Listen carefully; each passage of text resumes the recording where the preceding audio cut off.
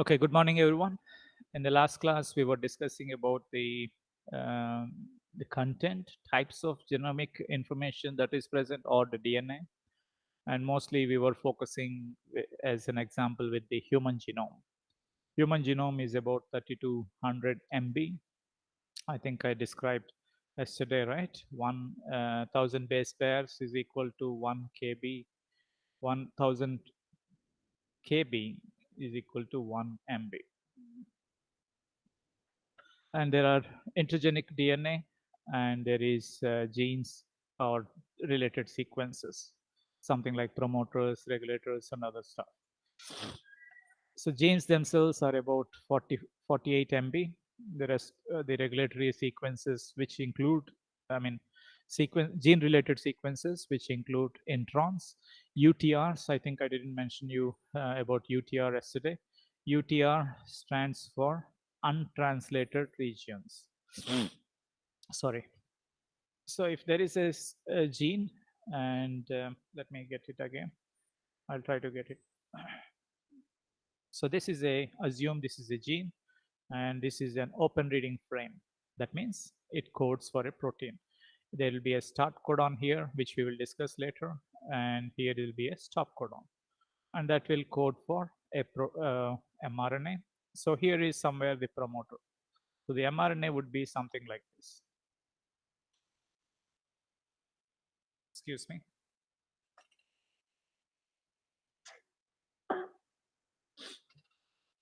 Sorry.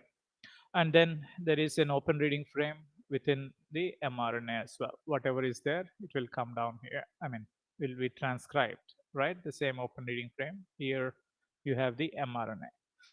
That will be translated by ribosome to produce. Ribosome will read, say, from this point to this point only. That is the only protein coding region. That will give rise to a protein.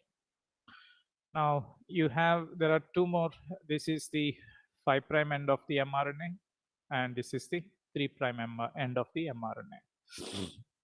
You have these regions here and here, right? They are not translated, and those are called as UTR. UTR stands for untranslated region. How many untranslated regions are there? There is one on the 5' side here, and there is one on the 3'. The one here would be called as the 5' UTR, and on this side it will be called as 3' UTR. Okay. So the middle one, the one that is coding for the protein, is the ORF, open reading frame. Okay. So this is something, these are the nomenclature that we all have to try to memorize. It's like learning the syntax of a programming language. Here we need to have several things, identify bits, so that when we form a sentence or we hear a sentence, we should still be able to associate with them. Somebody keeps on saying that the 5' UTR is playing a big role in the gene regulation at the transcriptional level and so on. We shouldn't be lost. And if we shouldn't be lost in sense, then we should know what 5' UTR means and what 3' UTR means. So as we progress in biology, you will only get more and more complicated language, jargon, which is only, that is why I stress that I try to put some efforts to learn or try to explain what that word means. And then we have um, gene fragments, and some of them pseudogenes. We discussed about pseudogenes, that is reverse transcription and integration will cause the formation of pseudogenes. Intergenetic regions, there are many of them could be unique DNA, but there are a large number of genome-wide sequences, repeats, and microsatellite also. We learned about some more things, like something like the cell cycle. This is in relation to learning about how the genome is duplicated and segregated during cell division. So we should typically start from here. This is the G1 phase, gap 1. And then during synthesis or S phase, S for synthesis, DNA replication happens, or it is DNA synthesis, you can say it as. And then we have G2 phase, gap 2, and eventually we will have M phase, mitosis or meiosis, right? So in this case, there will be checkpoints. So before entering, especially these are some things that are important from entering into the G2 to mitosis. And also here, there should be one, I think, before entering into the S phase to ensure that everything is, all the DNA is clean and there is no DNA damage. And during S phase, what happens is something we were discussing. This is a double-stranded DNA molecule, one DNA molecule, okay? And during initiation of replication, I mean, during S phase, replication occurs, and initiation will start at origin of replications, and then that one double-stranded DNA will be made as two double-stranded DNA molecules like this. These two DNA molecules that are produced from the same DNA here are called as sister chromatids. They are chromatids came from one chromosome here.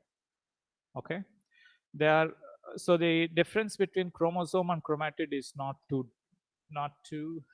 different. The point is, this is about cohesion. During replication, the two DNA molecules are held together by the protein called as cohesin, something like this. As long as these two proteins are bound, these two chromatids are bound together by cohesins, they are referred to as chromatids. Once they, during anaphase, these will be broken down and they will become independent chromosomes, right? So when they are bound together, you call them as chromatid. When they are no longer bound together, then it is chromosome. These are some of the things that will happen during chromosome. So this is 2n, and during S phase, right after the F phase, or in G2 phase, they would have become 2 into 2n. Each of them is duplicated. I'm writing 2n here because it is diploid. What is the opposite of it? It would be haploid. Haploid is n and diploid is 2n. And when the cell is about to divide, the chromosomes are like this, entangled and so on. So they have to become shorter so that segregation will be proper. Any cell division is successful only if the daughter cells have received or are identical to that of the parent cell, right? Identical in terms of genetic material. If the genome is more or less, then they are not identical, and usually they are some kind of problematic and they might not survive longer. So um, during mitosis, the the chromosomes would be arranged like this, and these are the centromeres onto which kinetochores will form like this, and to that you have spindle fibers or microtubules made up of spindle fibers made of microtubules will be attached like this. And during anaphase, the cohesin molecule that is holding these two chromatids together will be broken, and each one chromatid will be taken to the opposite poles, eventually cytokinesis and formation of two daughter cells. So in the we also discussed about one other protein that is important, that is condensin. What is the function of condensin? It is to make the linear DNA molecules into shorter, stumpy chromosomes, right? Because they are highly extended, and so you have to condense them so that they'll be easy to partition without damaging itself or the other chromosomes. We discussed about mitosis also.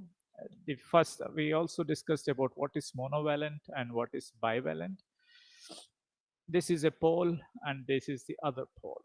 If you have chromosomes like this and it is attached to only one side, then it is monovalent, and that is not good.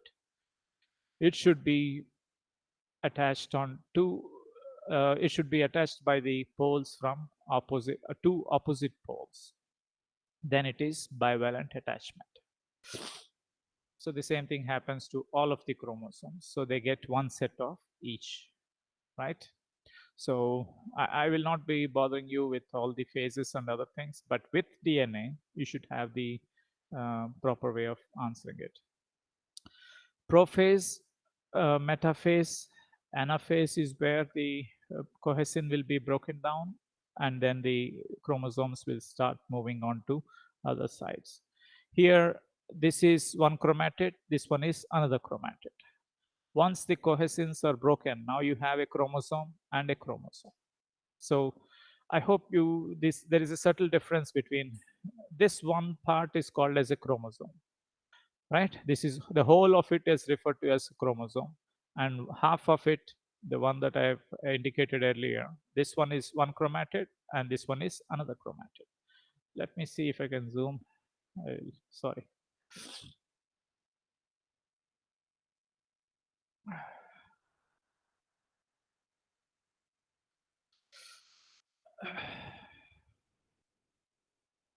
Okay, so if you can see it clearly, um, the whole of it is one chromosome, right? And if you take the one part of it, that is a chromatid, and this one is another chromatid. Okay, the whole would be called as a chromosome.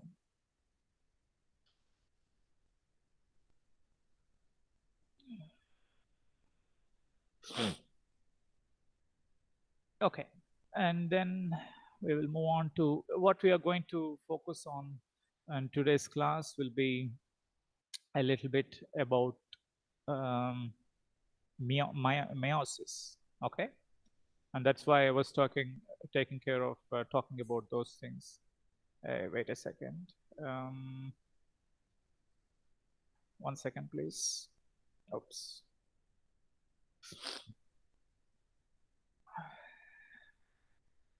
Where are we? Yes. I would like to spend a little bit of time on this, and we have to do something about. I mean, we learn it at a critical level in the sense, say for example, we have 46 chromosomes, right? And if a gamete, there is an individual that is a male, and you have a female that is 46 chromosomes. Assume they have formed a gamete here and here, and gamete is also 2n, right? These are diploid, so 2n, and here also 2n. And they formed a gamete. Say this is a sperm, and it has 46 chromosomes, and this one is an egg, which also has 46 chromosomes. This is a theoretical one, don't confuse. And if these two fused, okay, and there would be, how many chromosomes would that be? 2 and something like 92 chromosomes, right? And if there is another individual that is also going to have 92, and then what I want you to appreciate is, for each round of sexual reproduction, it started out to be 46, it ended up with the first generation is going to have 92 chromosomes, and then if you keep on going, it keeps on doubling. So the question is this individual, is there any resemblance between these two individuals? No. This one has 46 chromosomes with certain characteristics. Here we have 92 chromosomes with certain characteristics. The gene dosage. Say, for example, there is gene for color, which should be, there are 2 copies in it. Now you have about 4 copies, right? Certainly the features will be very deviant. Okay. So you need to have a certain way of controlling or having this stability in the gene number, the chromosome numbers. And that is where meiosis comes into play. So we'll do that again. We have a male and a female. Each of them have 46 chromosomes. And assume there was a reductive cell division where this is 2n and this one is 2n diploid. And they produce haploid gametes, n. This is sperm. And here is an egg, which is n. That means they have 23 chromosomes here and 23 chromosomes here.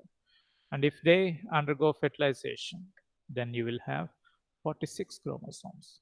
It is same as the parents. And then there is a chromosome number stability. And when this one individual have to reproduce, they will reduce similar, they will produce similar gametes, 23 and 23. And again, it will result in 46 chromosomes. So there is in generation after generation, because of meiosis, there is a stability in chromosome number. And what is meiosis? It is a reductive cell division.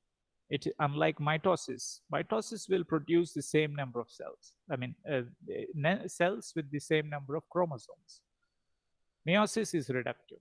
It produces haploid cells at the end of meiosis. So there are some events that are very crucial to understand or critical. This is where the first step would be that homolog pairing and recombination. This might get a little bit confusing, but we will see what can happen. Okay, I hope you have watched the animation that I shared yesterday. Really, it will be nice if you have come prepared, and I hope you're doing that. Say, for example, I have a chromosome. There is a chromosome here. I will draw a cell.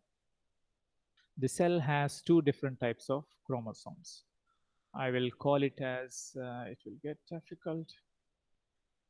I'll call it as A, and it is diploid, right? There will be two copies of A.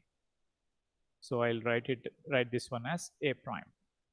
And I'll also draw another chromosome just for understanding. This is B, and you have B prime. So one chromosome here represents one DNA molecule. So what is the haploid set? What should the haploid set have? It should have one chromosome of A, and it should have one chromosome of B. So that is N equal to 2. It has chromosome A and chromosome B, or it could be A prime or B prime and so on. But now this whole cell that I'm talking about here is diploid. That means it has A prime, and it has B and B prime. This is 2N equal to 4. It has 4 chromosomes, right? Sorry, it has 4 chromosomes. Now, A and A prime are called as homologs. We had in the earlier one, they are homologs. Okay? B and B prime are homologs. What do you mean by homologs? They are highly similar. They don't have to be necessarily identical. There might be here and there some differences, but they are very similar chromosomes. When you say similar, it means the type of chromosome for skin color, chromosome for some enzyme or metabolic enzyme. The same enzymes, genes are also present on this chromosome, right? The order of genes that are present on A will be similar to that of A prime. The same is the case. Order of genes on B will be similar to that of the genes present on B prime. That's why they are called as homologs. A and A prime are homologs. B and B prime are homologs. Okay? They're highly similar in DNA sequence. They are highly similar in the types of genes that are present on their chromosomes. That's why. Now, if this particular cell has to underwent synthesis phase, okay, if it underwent to the interphase and reached G2 phase, what should happen then? The chromosomes in each case should have formed. I will just draw a circle to indicate the cell. And now let's see what should be there. A, this is one DNA molecule. It should have become two, right?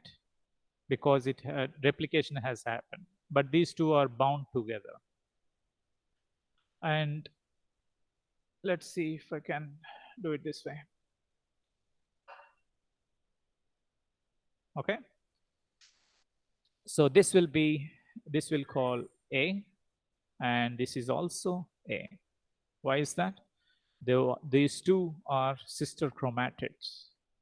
Now we also had another chromosome, A prime, right? That also underwent synthesis, and we will call it as A prime and A prime, right?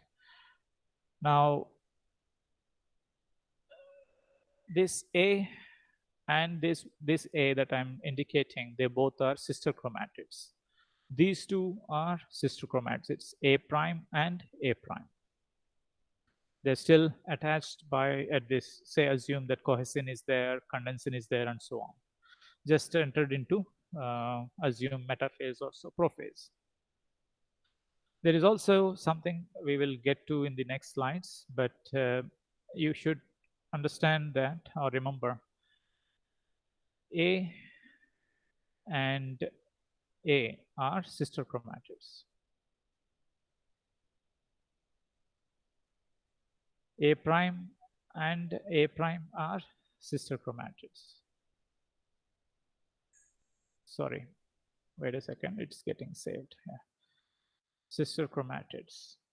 Now see what I'm trying to do. A and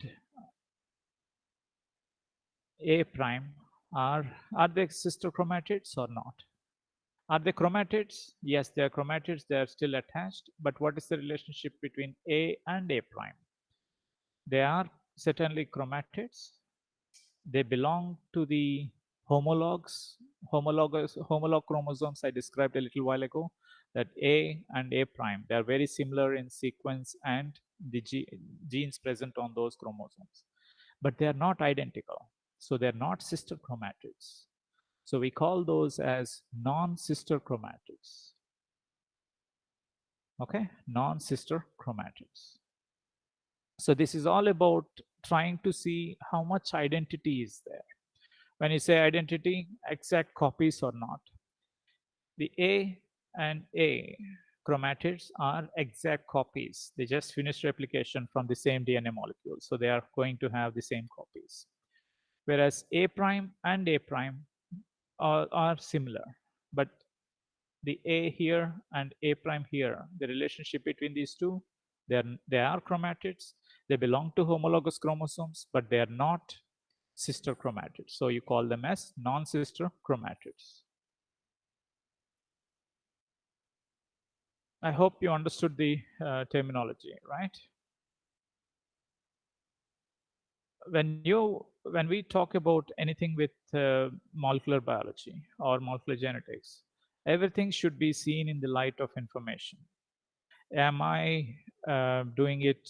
Am I thinking it of as information or not? That's what makes the difference between how we see it. We are not necessarily only learning about structures. We are learning about the information, how to differentiate one information from the another one, and so on. So let me finish for B also, so that you'll be able to understand. There is B and B prime. B, these are sister chromatids. Then we have B prime and B prime. These are non-sister. I mean, the relationship with B and B prime, they are non-sister chromatids. Okay. So why I have paid so much attention or details to it is because I need to describe something here. I hope you can see the yellow chromosome, and so I will try to name them. Okay, I will call it as A and A, and the other one, this is the homologous chromosome, so I'll put it as A prime and A prime. This is A prime chromatid and this is A prime chromatid. Then these two chromosomes are homologs. So there is an important event that happens in meiosis that is called as homolog pairing or homologous chromosome pairing. That means the chromosome that we actually call this whole thing as A and this one as A prime. Each of them have sister chromatids in them. There is recombination. What is recombination? Last time I described to you, anytime you have two different DNA molecules forming or combining together, because of which they have a new DNA, then it is called as recombination. Okay, recombination can happen in homologous recombination, on site-specific recombination, and so on. Right now, we will just understand it as exchange of parts of chromosome. When we get to homologous recombination or recombination chapter, we will discuss in greater detail. Right now, what you should understand is the yellow ones indicated here are the A, and this part is A. But then there is an exchange between non-sister chromatids. So the question is, why doesn't it happen between sister chromatids? The question will be is, if I say this is the sequence and there is identical sequence between these two, say this is A and A. If there is any exchange between these two DNA, there is exchange of material, right? This part of it, if I put it like this, I will try to do it again so that we'll be able to understand properly. Yes, here we are. Let me take a step back and try to do it. I'm going to draw the sequence again, right? I will put genes, I will give gene numbers instead.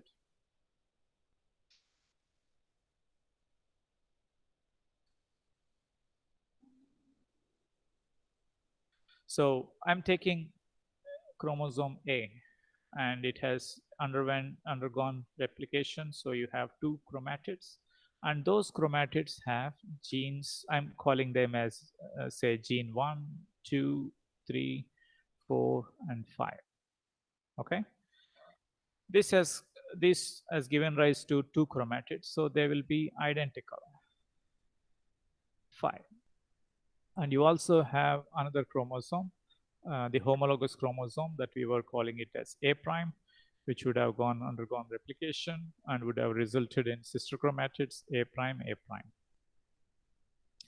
And then they would have chromosomes also, genes will be almost similar. Say, for example, there is a difference in 3. 3 is mutated, okay? And 4 and 5. 1, 2, 3 is mutated, 4 and 5. So the difference between A and A prime is the similarity is that they have the same order of genes 1, 2, 3, 4, 5, and 1, 2, 3, 4, 5 in A prime as well. The only difference between A and A prime is that gene number 3 is mutated in A1, A prime, whereas it is functional, assume, or it is wild type. Now, let's see what recombination does. If there was a recombination, I will give color codes to these. To this, I'm putting a red line, or I'll put it here, red line here, and I'll put a green line for A. If there is recombination, if recombination happened like this, okay, what is the result? You will still get the same order of genes, right? 1, 2, 3, 4, 5. Is there any use of having recombination in this case? If A and the chromatids A are same, and if there is an exchange of DNA, is there any change in the information? There is no change in information. It is a wasted kind of expensive procedure to undergo recombination in this case. Now think of recombination between this A and A prime. See what happens then. Say, for example, if recombination happened between here and here, what would you get? You might get A prime 1, 2 mutated 3, and this one might become 1, 2 functional 4 and 5. 1, 2, 3 mutated 4 and 5. That is why recombination between non-homologous between non-sister chromatids is favored, because only then there is some kind of genetic exchange, information exchange, not material exchange. We are not bothered about material exchange. It is about information exchange. If not, I hope you understood it. If not, that's all right. Have a look at the textbook, and we can always discuss it. Sometimes some things are not readily understandable, and that's all right. It takes a while sometimes to understand the real intent of why many biological things happen. Finding the rationale is biology, and that's what is the tough part of it. So here, when they form structures like this, where the crossing over happens, and those structures are also called as chiasmata. When you have chromosomes being exchanged, something like this. Okay, this is one chromosome, the other one is another centromere, and then you will have these structures that you see here. Those are crossovers, or you can also call as chiasmata. Okay, and now the chromosomes that have meiosis happens in two phases. In first phase, it's called as meiosis 1, and then meiosis 2. In meiosis 1, you have so this is one chromosome or one tetrad, right? How many chromatids are there? There are 4 chromatids in this whole structure, right? And those 2 are held together by chiasmata.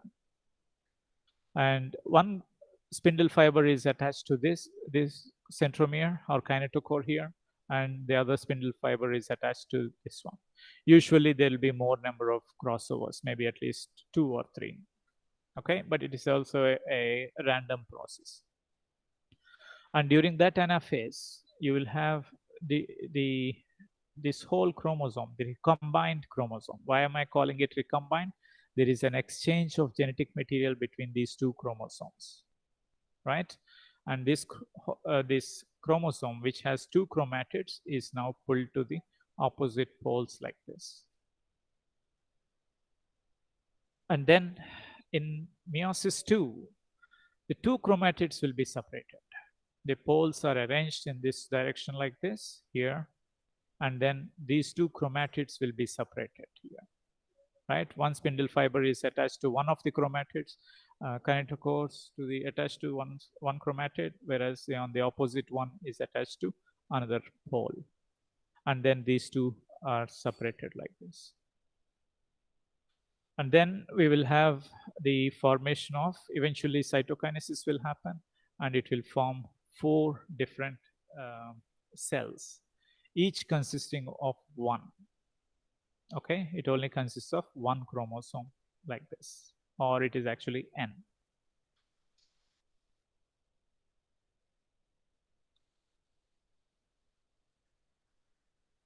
Okay, let me quickly summarize the same thing once again, but I will try to take now in terms of human genome. Let's say it like this. So G1 phase, it has 46 chromosomes, and it is 2N, right? We'll put like this. Okay, maybe that will lead to confusion. Let me put it like this. It is diploid in nature. Sorry. It is 2N. And in S phase, and when it comes to after S phase and then to G2 phase, it becomes 4N. So it was 46 chromosomes, then it is 92 chromosomes, and then and then it goes to M phase, and now I'm talking about meiosis. And in meiosis, it gives rise to four cells. Each cell will be having 23 chromosomes, and each one is N, haploid. Did we miss any numbers anywhere? 46, 92, and you can add them all. This 92 is distributed into 23, 23, 23, and 23. That's how we get haploid cells. Okay? So we will on Monday, or I will give you some, I think I would want to spend some time discussing about questions or problems associated with cell division and so on. So we will discuss at that time again. So don't worry if there is a problem. And the next one that I want to include, discuss is about nucleosome. What is a nucleosome? It is made up of, it is DNA wound around, something like that, and you have a protein molecule, something like this, and that is what we will discuss. We will talk about why is it important is, as I told you, there is approximately 2 meters of DNA in each of our cell, and it is packaged into a structure that is less than 10 micrometers in diameter. That means it should be highly compacted. So that is done by through binding of DNA around some proteins. They are called as histones, or the whole structure is called as a nucleosome, as shown here. DNA is wound around the nucleosome by 1.62 times. This is to say that it starts like this. This is 1 time, and this is something like 6, and that is how it is. 1.6 times DNA is wound around here. And the size, the amount of DNA, the length of DNA that is wound around the nucleosome is about 147 base pairs, but it could differ in different organisms. I think this is from humans. But it is relatively much more constant in majority of most of the eukaryote. I mean, that is where nucleosomes are there. So the DNA that is present between nucleosomes is referred to as the linker DNA, which is about 20 to 60 base pairs. And it varies between species as well. I hope you understood that. DNA is wound around some structures which is made up of histone, that is called as a nucleosome. It wounds around it 1.62 times, and about 147 base pairs is occupied binding around the nucleosomes. And there is linker DNA, that is the structure, the DNA that is present between two nucleosomes, two consecutive nucleosomes.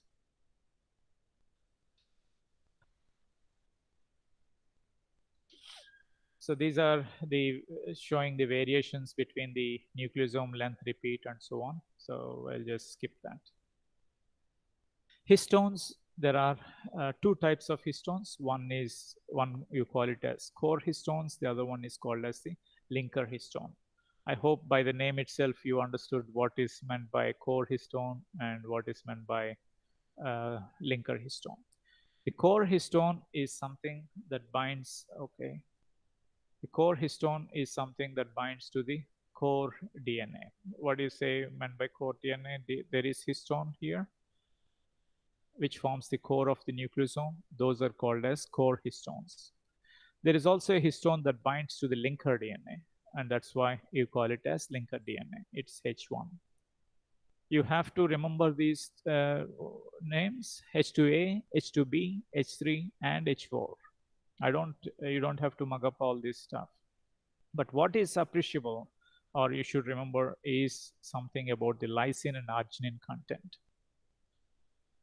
So what are lysine and arginine? They are amino acids that are basic in nature. And if you recollect what we have discussed in the previous chapters, we know that the DNA is, say, double-stranded, right? And you have bases like this, something like this, and the hydrogen bonds between them. We also discussed about the repulsive force between these two strands, and that repulsive force is because of the electronegative phosphate backbone that is on this one. So basically, DNA is acidic. It has negative charge. Then, if some protein has to bind to this DNA, then it should have a positive charge. If there is a protein and if it has positive charge, then it will be able to interact with these and bind to it. And so proteins, some proteins at least, which have something like basic amino acids like lysine and arginine on their surface, then they are likely to be able to interact with this DNA. Remember that histones are not sequence specific. They just interact with the deoxyribose and phosphate molecules that are present on the backbone. Okay, so that is the reason why these histones, the core histones or histones in general, they have very high percentage of lysine and arginine. So they have a basic nature which will help them interact or bind to the negative charge of the DNA.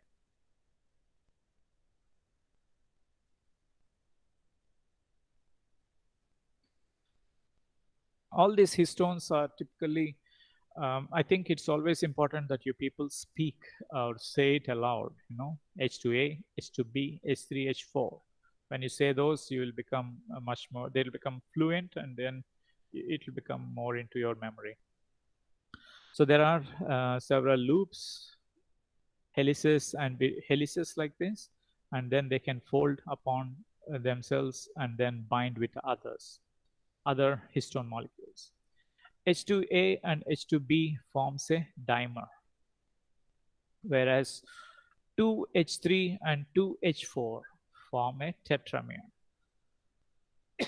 So when we look at a histone, each histone has two, I will put it like this, H2A bound to H2B dimer. One nucleosome has two H2A, H2B dimers and one H3, H4 tetramer. Okay, so that is the composition of one nucleosome. Let me give you a count of, let me see if there is in the next slide. Okay, there is, but let's use this space for it. So one nucleosome, use this formula here that I've given you, and you can tell me what is the composition. One nucleosome has how many H2A are present in one nucleosome? I said it should have, one nucleosome has two H2A, H2B dimers. That means there must be two H2A proteins, and it should have two H2B proteins. And I said one H3, H4 tetramer, and therefore it would mean it is H3 and 2H4. How many proteins are there in one nucleosome? There are a total of 8. 2 H2A, 2 H2B, 2 H3 and 2 H4. The only point that is shown in this part is that they usually organize as H2A and H2B organize as dimer, and then there are two dimers are used. And H3 and H4, they organize as tetramer, and then they come into the nucleosome. We'll see that in the next slide. So I hope you can see this here. This is H3, H4. Two each of them will form a tetramer here. To H2A, H2B, you have, that will form a dimer, and two of those dimers will get first what will enter is H3, H4 dimer. Sorry, H3, H4 tetramer will enter into the loop to unbind here, and later two of these dimers, okay, into two of these dimers will enter and form a nucleosome. I hope you notice that these tails that you see, they are written N. Why is it written as N? Say for DNA, we talk about, or RNA, we say the polarity is 5' to 3'. Proteins also have a polarity. And that polarity is if there is the free group here, NH2 amino group is there, or COOH. I think you know about the peptide bond and so on. Each amino acid has an amino group and a carboxyl group. And there will be other side chains, that is where the variance is. Proteins are always read from or indicated from N to C. If you want to, N for amino and C for carboxylic group. So the number of amino acid residues would be 1, 2, 3, 4, 5, like that. Okay? Numbering is given like that. Why is it followed as amino group? During protein synthesis that we will learn when we learn about translation, the proteins are produced from N to C. That's why they indicate it that way. So I hope you can see a majority of the things. The point about it here is N terminus. The tails here they're showing as N. If you can see it, maybe it's in the next slide. You will be able to see. All these tails are N terminus. These are the first amino acid, 1, 2, 3, 4, 5, like that. Okay. So each histone has 2 H2A, 2 of these, 2 H2B, 2 H3, and 2 H4. This is an experimental part, so I'm not going to discuss about it, but just for the sake of it, if you add a protease to a nucleosome or a DNA with or a chromosome, it can break off these histone tails. That much how these histone tails are projecting outside and are accessible to the protease treatment. I hope you know what is a protease. An enzyme that breaks up or chews up other DNA. Other proteins. Okay.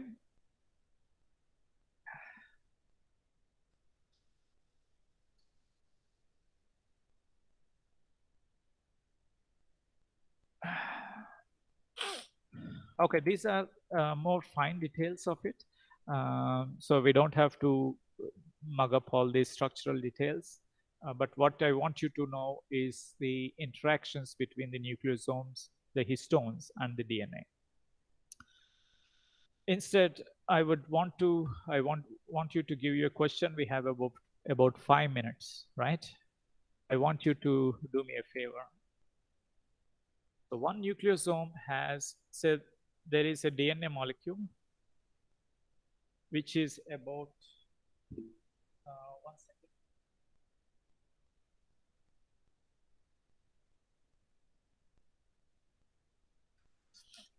Which is about 500 base pairs. Okay. Assuming that the DNA molecule DNA has packed very tightly, how many nucleosomes would you expect? Number of nucleosomes that may form here. Anybody? You should try to answer. This is you can switch on your mic and tell me the answer for it. The amount of DNA I gave is 500, and it is allowed to interact with nucleosomes, histones, and then if they are packed up very tightly, what is the maximum number of nucleosomes that it would form? That's the question.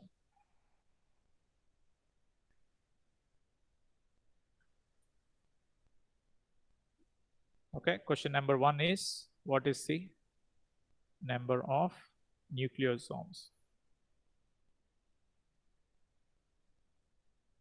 Second question would be, what is if they are all packed the same way as your calculation has happened, what is the number of H3, total number of H3 in all those nucleosomes?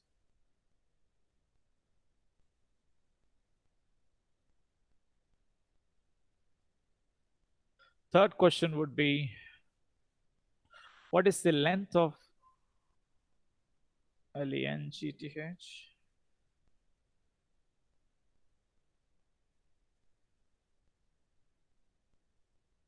Length of the DNA in, say, in meters. Anybody has answers for these three questions? Please let me know. If you do, if you answer all the three correctly, you'll get a chocolate.